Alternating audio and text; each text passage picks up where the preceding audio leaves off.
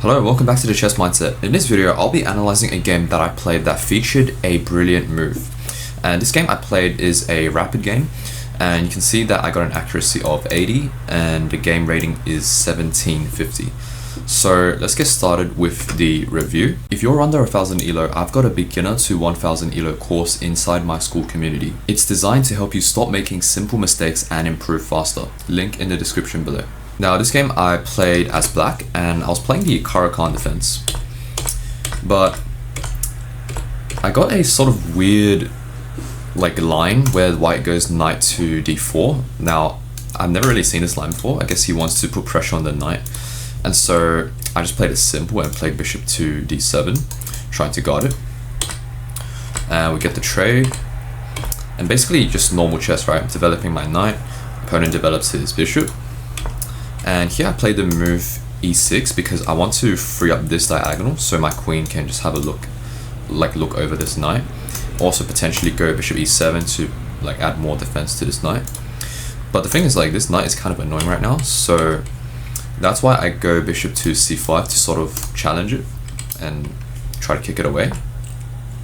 So we get the move knight to f3, and basically he wants to reroute to e5 to attack my bishop. And I just castle here because I want to get my rook into the game as well. And we get the move knight to e5, attacking my bishop.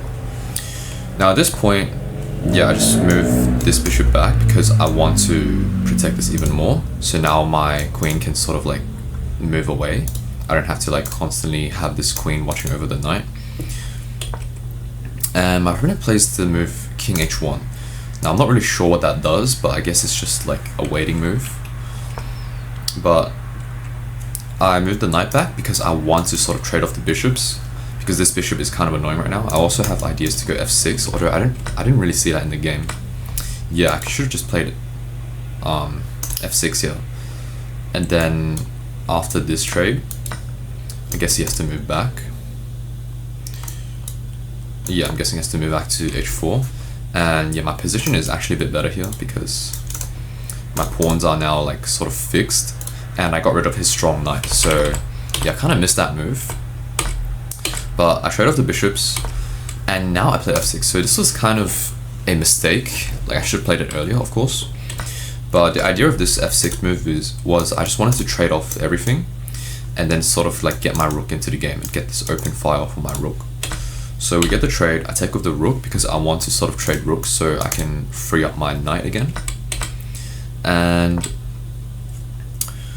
now it's basically, okay, what do I do about this knight? I have to somehow get rid of it, or at least defend well enough so that I don't get destroyed by it. So I play this move bishop to h5, sort of trying to attack the queen. And notice my bishop is protected by my knight, so that was good. And yeah, so queen d6, just attacking the knight, pretty normal move.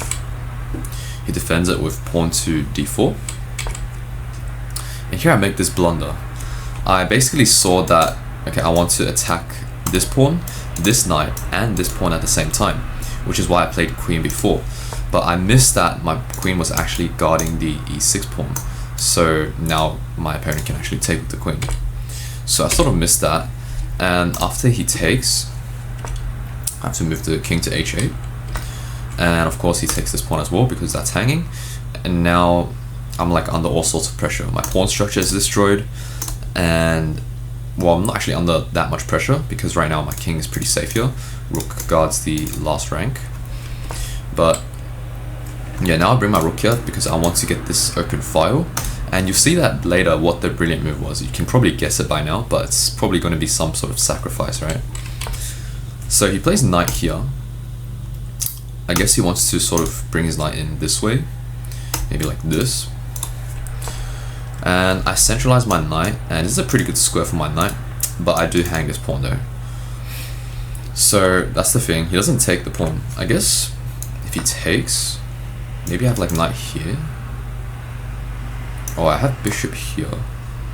Oh, because then if he takes, then I'll fork and pick up the rook, because that makes sense. So pawn to c3, kicking away my queen. And here I make another blunder by hanging this pawn. Well, I guess, yeah, he couldn't take it straight away, but like back here,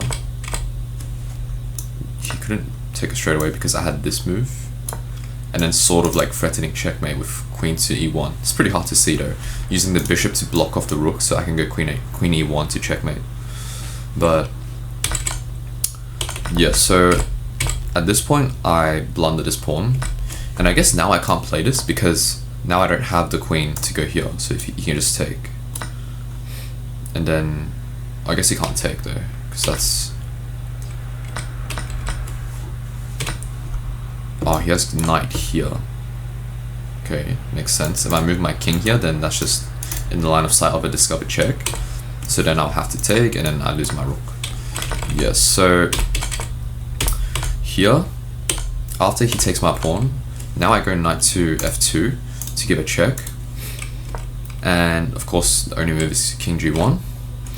And now I move my knight back, and now I'm sort of like threatening to like do some queen maneuvers to sort of like checkmate him. So he takes my knight, I take back, and now this is a blunder. Apparently, because exactly, now I can go queen f4, which is what I played in the game. And this is actually a pretty hard move to spot.